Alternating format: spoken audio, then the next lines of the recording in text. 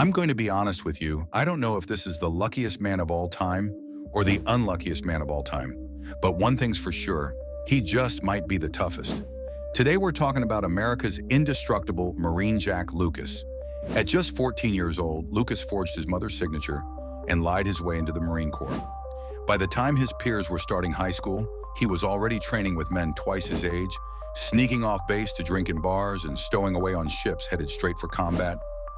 He wanted one thing, to fight the Japanese and avenge Pearl Harbor. His chance came in February 1945, during one of the bloodiest battles in U.S. history, Iwo Jima. Lucas was in the second wave, landing under withering machine gun fire on beaches made of volcanic ash that felt like running uphill in quicksand. For 2 hours, he lay pinned down before finally pushing forward toward the airfield. That's where his story turned legendary. In a trench with his fire team, Lucas spotted not one, but 2 Japanese grenades land among them. He had seconds to decide, save himself or save everyone else.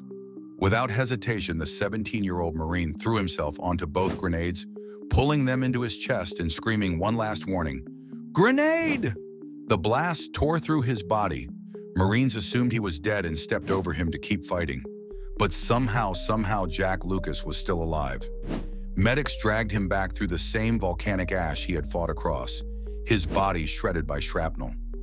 More than 250 pieces of metal would eventually be pulled from his body, while over 100 remained permanently lodged, including in his brain and lungs.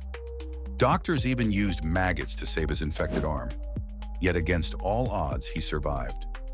Later that year, Lucas stood in Washington, D.C., where President Truman placed the Medal of Honor around his neck. At 17, he became the youngest Marine in history to receive America's highest award for valor. Truman told him, "I'd rather have this medal than be President of the United States."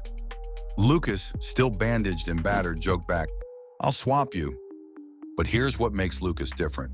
Despite the medal, despite the fame, he never saw himself as a hero. The real heroes, he said, are the ones who never came home. And maybe that's the best way to sum him up.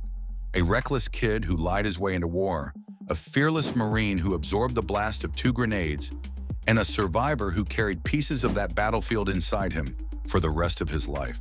So here's my question to you. If you were in that trench, just 17 years old, do you think you could have made the same split-second choice Jack Lucas did? Let me know your thoughts down below.